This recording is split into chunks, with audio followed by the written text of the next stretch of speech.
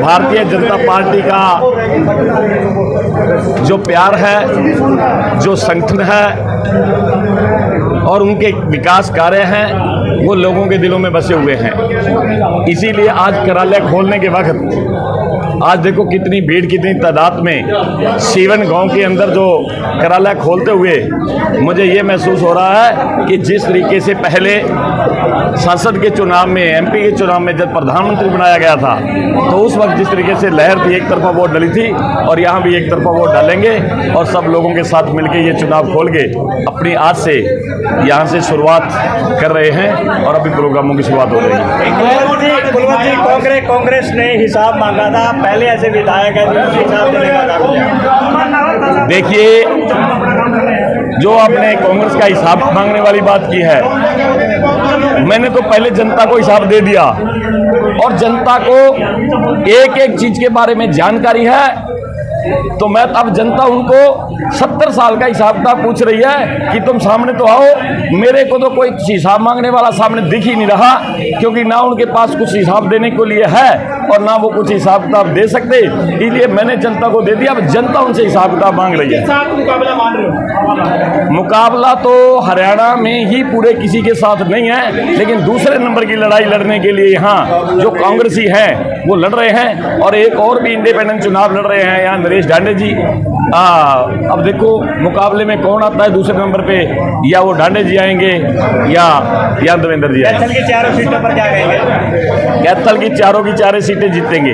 मैं आपको एक बात कहना चाहता हूं साथियों, पीछे 5 स्टेटों में चुनाव हुआ था, उस वक्त बहुत से कांग्रेसी भी प्रचार करते थे कि वहां बीजेपी का कुछ नहीं है। आप मीडिया के लोगों में से भी काफी बातें आती थी कि वहां इतना ज्यादा कुछ नहीं है, वहां भी पता लग जाएगा भी क्या होगा, क्योंकि आप भी लोगों की सुनी सुनाई करते थे।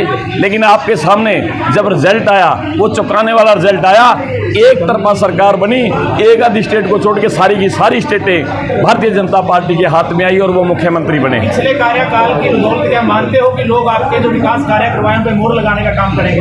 देखिए, लोगों को मेरे पे तब भी उम्मीद थी, इसीलिए लोगों ने मेरे को विधायक बनाया था और इतना विकास कार्य किया है। चाहे कोई किसी भी विषय के बात में बात करे, चाहे वो शिक्षा के बारे में बात करे, चाहे चिकित्सा के बारे में बात करे, चाहे जिम्मेदारों के कृषि के बारे में बात करे, चाहे सड़कों के बारे में बात करे, चाहे नहरी पानी के बारे में बात करे।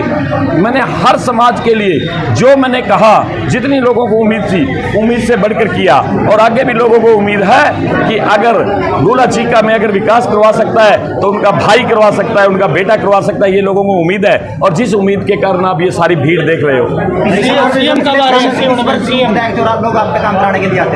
देखिए, माननीय मुख्यमंत्री सीएम साहब के आने की आप बात कह रहे हो।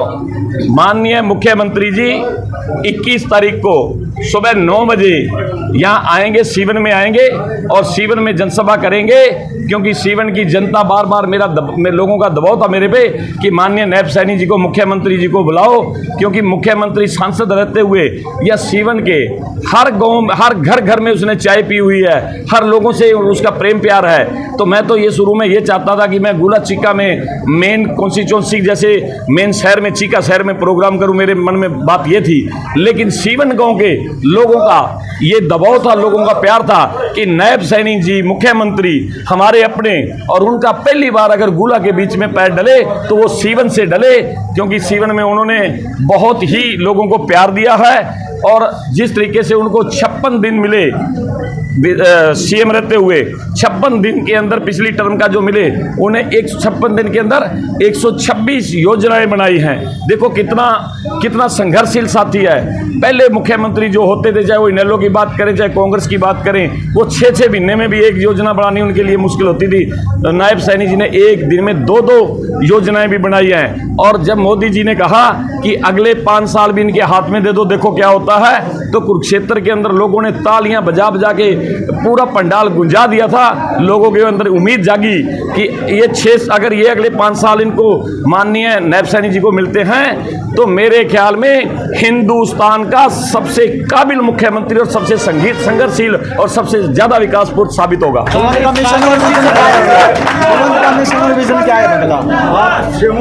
मेरा विजन है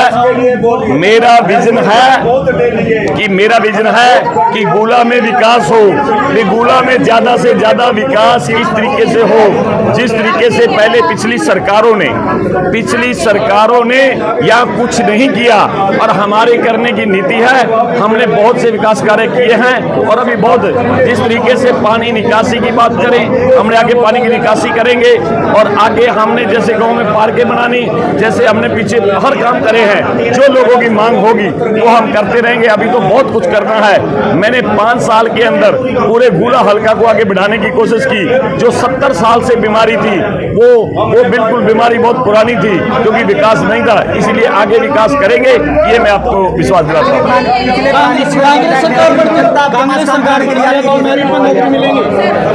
देखिए, कांग्रेस पार्टी लूट खसूट करने वाले नेताओं की पार्टी है, ये आप सबको पता है।